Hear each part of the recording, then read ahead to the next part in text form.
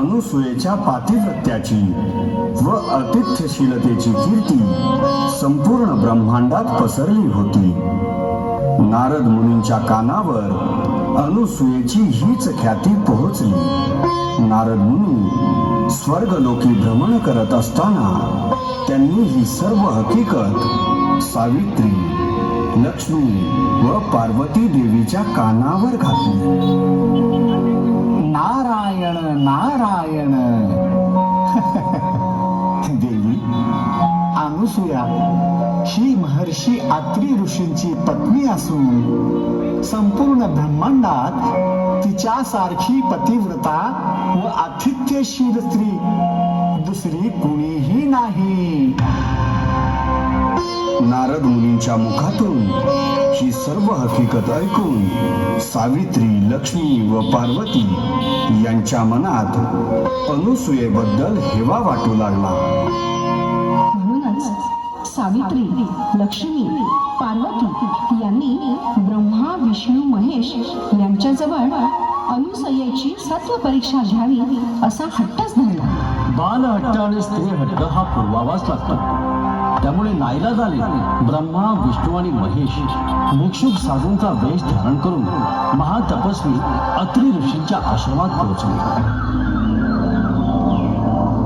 ओम भवती शांती. हे साधू जन हो, आपले या महर्षी अत्री ऋषींच्या आश्रमात स्वागत आहे. या अनुसूयेचा प्रणाम स्वीकार करा. आयुष्यमान भव. अनुसूया, आम्ही तिघेही तीर्थाटनास निघालो आहोत. तुझ्या आतिथ्यशीलतेची कीर्ती ऐकून आम्ही तुझ्या धामी भोजनास आलो आहोत. तुझ्या आश्रमातून निर्मुख होऊन उपाशी पोटी कोणीच गेलं नाही असं म्हणतात. तेव्हा तू आम्हाला त्वरित भोजन द्यावं, म्हणजे पुढील तीर्थयात्रेस निघावयास आम्हाला उशीर होणार नाही. महाराज, अतिथी देवो भव ही आपली संस्कृती. सत्पुरुषांची सेवा हाच धर्म. मी लगेचच तयारी करते. ठीक आहे, परंतु आमची एक अट आहे. आम्ही परान्न घेत नाही. आमच्याकडे शिधा आहे, तोच आम्हा शिजवून द्यावा. जशी आपली इच्छा. आणि हे बघ अनुसूय, हे अन्न तुला अग्नी, पाणी न वापरता शिजवायचं आहे. हे कसं करावं साधूजन हो? आणि आता शेवटची अट ऐक. हे भोजन तू आम्हाला निर्वस्त्र अवस्थेत वाढायचं आहे. अंगावर एकही वस्त्र न ठेवता. हे कसं शक्य आहे? मुनिजन हो, मी पतिव्रता आहे, अशी माझी परीक्षा बघू नका. ते काही नाही. मोठी आतिथ्यशील म्हणवतेस नाही का स्वतःला? शक्य असेल तर बघ, नाहीतर आम्ही निघालो.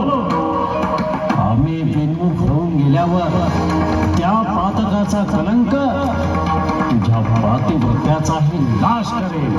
चला. अनुसूया धर्मसंकटात सापडली. हे तिघेही जण कुणी सामान्य भिक्षुक नाही, तर प्रत्यक्ष परमेश्वर आहे अशी तिची खात्री झाली. हे आपली सत्व परीक्षा घेण्यास आले आहेत याची आता तिला खात्री झाली. तिनं पतीचं स्मरण केलं आणि कमंडलूतील तीर्थ त्या तिघांच्या अंगावर शिपडलं. आणि काय आश्चर्य, ते तिघेही लहान बालकात रूपांतर होऊन खेळू लागला.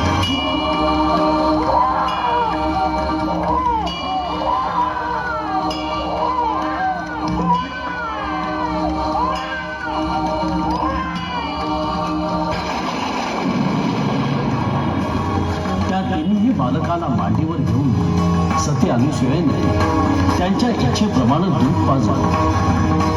त्यांची भूक शांत केली. बाळांना पाळण्यात घालून आनंदाने पाळणा झुलवू लागला. आता स्नानांदी कर्म करण्यास गेलेले अत्री ऋषी परतले. त्यांनाही सारा वृत्तांत क्षणार्धात समजला. त्यांनी ब्रह्मा, विष्णू, महेश यांना नमस्कार केला. तीनही देव मूळ स्वरूपात प्रगट झाले.